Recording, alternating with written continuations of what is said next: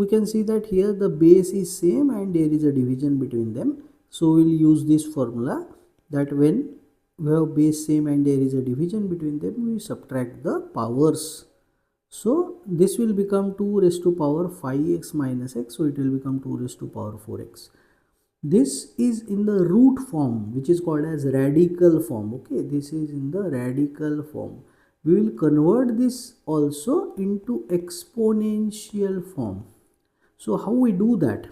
For example, if there is some number like this in the root form, what you do is you write a, this is the base, then m, this is the power, and n, this is the root. So you write it like this, a raised to m upon n. So here we can write this as 2 raised to power 20 by 5.